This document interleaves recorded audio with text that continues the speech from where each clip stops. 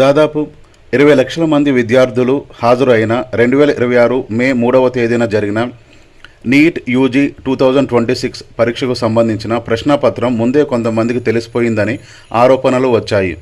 రాజస్థాన్లోని సికార్ ప్రాంతంలో వచ్చిన ఒక గెస్ పేపర్ అసలు ప్రశ్నాపత్రంతో చాలా వరకు మ్యాచ్ అవ్వడంతో ఈ వివాదం మొదలైంది. పరీక్షను రద్దు చేసి మళ్లీ నిర్వహించాలని సంబంధిత మంత్రి రాజీనామా చేయాలని ఢిల్లీలోని జంతర్ మంతర్ దగ్గర అభిజిత్ దీప్కే అనే వ్యక్తి నాయకత్వంలోని కాక్రోచ్ జనతా పార్టీ అనే సంస్థ ఆధ్వర్యంలో విద్యార్థులు ఆందోళన చేశారు. కాంగ్రెస్ వంటి ప్రతిపక్ష పార్టీలు ఈ ఆందోళనకి మద్దతు తెలిపాయి. కేంద్ర ప్రభుత్వం పరీక్షను మళ్లీ నిర్వహించి సంబంధిత శాఖ మంత్రి ధర్మేంద్ర ప్రధాన్ చేత రాజీనామా చేయించింది. సిబిఐ దర్యాప్తు చేసి ప్రశ్నాపత్రం లీక్తో సంబంధం ఉన్న కోచింగ్ సెంటర్ల నిర్వాహకులు, సబ్జెక్ట్ నిపుణులు, దళారీలు మొత్తం 13 మందిపై ఛార్జిషీట్ దాఖలు చేసింది. భవిష్యత్తులో ఇలా జరగకుండా ఉండటం కోసం పార్లమెంటులో ప్రభుత్వం కఠినమైన యాంటీ పేపర్ లీక్ చట్టం చేసింది. విద్యార్థులు తమ విజయాన్ని సెలబ్రేట్ చేసుకొని ఆందోళన విరమించారు.